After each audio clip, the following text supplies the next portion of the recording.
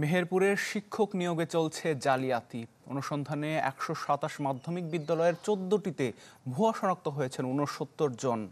শিক্ষাগত যোগ্যতার সনদ জাল অনেকের।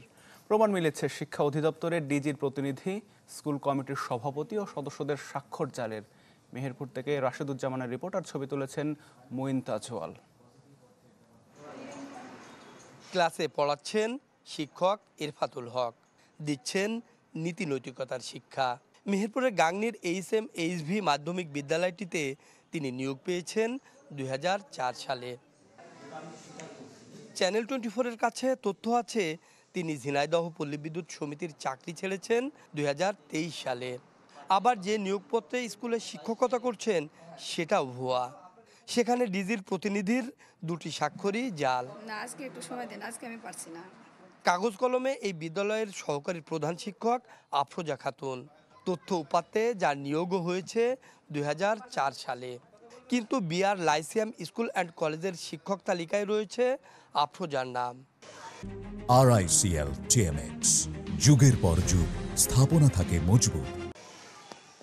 অনুসন্ধানে মিলেছে এই বিদ্যালয়ের অন্তত ৭ জন শিক্ষক এভাবেই চাকরি করছেন দিনের পর দিন।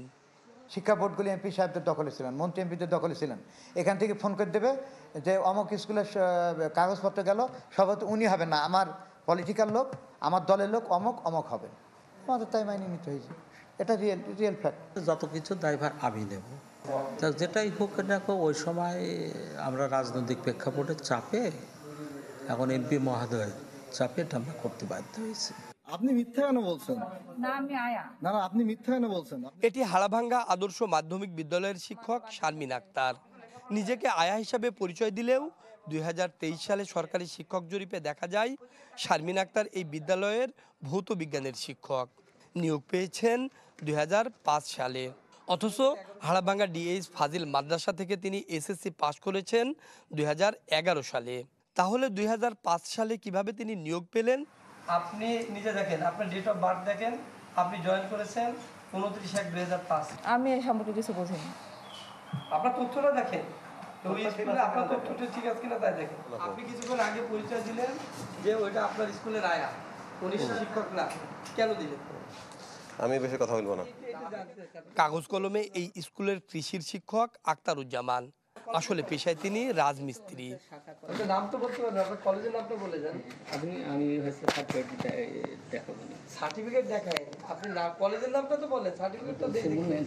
মানে পুরো নামটা আমি করতে পারছি না। কোথা থেকে আপনি কোথা থেকে টিচার কি বলেন না? আচ্ছা, হেডমাস্টারের কথা বলেন। আপনি বলেন আমি বললাম যে কর্মচারী পদে আছে। জাল সনদে একের পর এক নিয়োগ কিভাবে? জানা যায় অনুমোদন না নিয়েই গাংনী উপজেলায় 14টি স্কুলে অতিরিক্ত শাখা খোলা হয়েছে 44টি, যেখানে ব্যাকডেটে নিয়োগ দেওয়া হয়েছে 44 জনকে। অভিযোগ, এসব শাখায় ভুয়া শিক্ষক নিয়োগ হয়েছে মোটা লেনদেনের বিনিময়ে, যার মূল হোতা 3 স্কুলের প্রধান শিক্ষক। আমি ওই বিষয়ে কোনো বক্তব্য দেব না, যেহেতু আমি করিনি। আমি বিষয়টি নিয়ে তাদের সাথে কথা বলতে গেলে বাধা সহ দেওয়া হয় হুমকি ধামকি। আমার একটা মান সম্মান আছে না, আমার খালি তদন্ত রিপোর্টের উপরে আমি যে সেনাতে গেলে আমার বিরুদ্ধে 9 লক্ষ টাকা নিয়ে কামাল হেডমাস্টার জাল সার্টিফিকেট দিয়েছে। তিনি ঘরে বসে নিজে জাল করে এগুলো তৈরি করে দিয়েছে।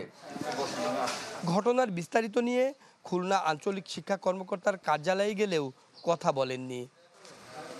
মেহেরপুরের এই 14টি বিদ্যালয়ের ঘটনা প্রমাণ করে যে কিভাবে শিক্ষা অধিদপ্তরের প্রতিনিধির স্বাক্ষর জাল করে, ভুয়া সনদ দেখিয়ে এবং অবৈধভাবে শাখা খুলে শিক্ষক নিয়োগের নামে চলেছে বিশাল আর্থিক দুর্নীতি।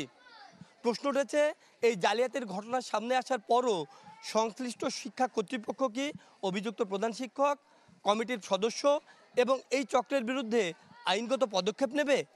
রাশেদুজ্জামান, চ্যানেল 24, মেহেরপুর।